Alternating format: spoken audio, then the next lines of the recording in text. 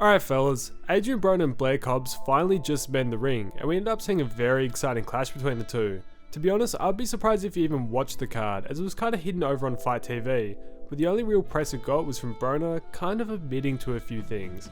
Yet this fight has a lot of implications that we could see right through the 147-pound division. So we need to talk about how weird this whole event was, the fight itself, their performances, and most importantly, what's in the future for Blair the Flair and for Broner. So, let's get right into it. This whole event and the build-up was just weird. Being a Don King event, the quality of the whole show basically looks straight out of the 80s. The press conferences looked bad, the poster looked tragic, and the pay-per-view itself, yeah, it wasn't great. You had some decent regional level fights on the undercard, but really there was nothing massive to note. The whole broadcast though seemed to be a bit of a Don King propaganda card.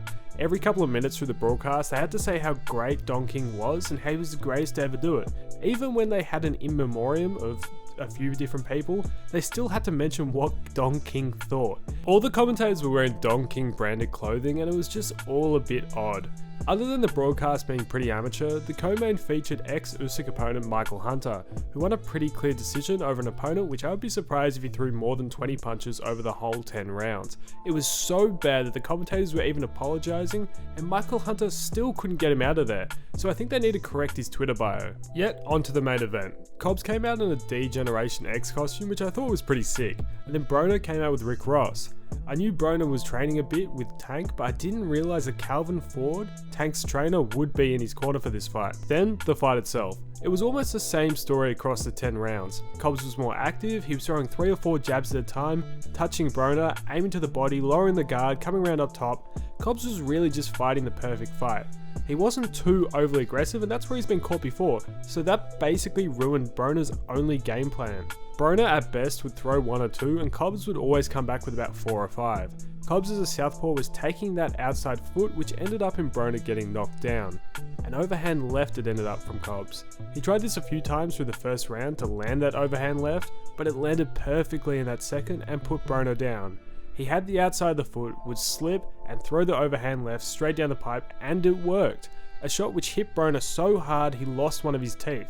We saw a pretty dominant performance for the rest of the night, until maybe the last round, maybe you could count the 9th, where Broner actually started to rally back a bit and finally started working to the body, but really it was too little, too late, and Cobbs would end up taking the unanimous decision home. Something really weird about this fight, that it was for the WBC's People's Champions belt. I don't know about you, but I've never heard of this belt before, so if any of you have ever heard about it before, let me know because I couldn't find a thing. Could just be one of the 100U belts that the WBC loves handing out all the time for every seemingly major fight. Yet the big question now is what's next for both Cobbs and Broner? Well, for Broner, I think retirement has to be really the only option. I think it's clear that his best is very far behind him. I knew it was a tough weight drop for this fight, but his focus and his heart seems to be long gone. If he would have won this fight, big opportunities were awaiting him, with his name being the only reason for these opportunities in the first place, including potential fights with fighters such as Haney, Conor Benn, and Rolly Romero to just name a few. Yet now all of these potential opponents are now suitors for Cobbs, but do I think Cobbs walks into one of these fights easily? Nah, not at all. I think he probably has 1 or 2 bouts until one of these big fights happens. I think people, including myself, forgot how good Cobbs can actually be on his day. I really like Cobbs and I think he's a really good bloke, but do I think he's world title competition? Not really. He'll probably end up a gatekeeper for the division. He wouldn't be able to kick it with the likes of Bout, Sanderson, and Crawford, and he tried to hint to a Ryan Garcia fight, but I don't really see that happening either. Yet what he is an incredibly good entertainer. The man just knows how to sell a fight. A dream fight of mine for Blair Cobbs would be against Conor Benn. I would love to see this fight just for the sake of the banter which Cobbs would provide, and I think he would really stand a chance and potentially beat Conor Benn. Yet, with Cobbs' relationship with Eddie Hearns and Matchroom potentially souring, it'll be interesting to see if a fight could ever line up. This fight in the end was actually a pretty good watch, unlike the rest of the card. It'll be interesting to see if Don King actually pays his fighters this time, but I guess only time will tell.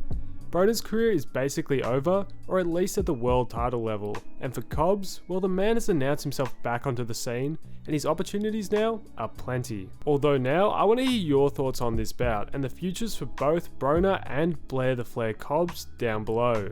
But just quickly, if this is your first time watching one of these videos, my name is Cloyster, and I make boxing and fight related content, and I really hope you enjoy the video.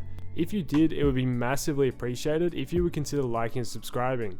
Anyways, thanks for watching and I'll catch you in the next one.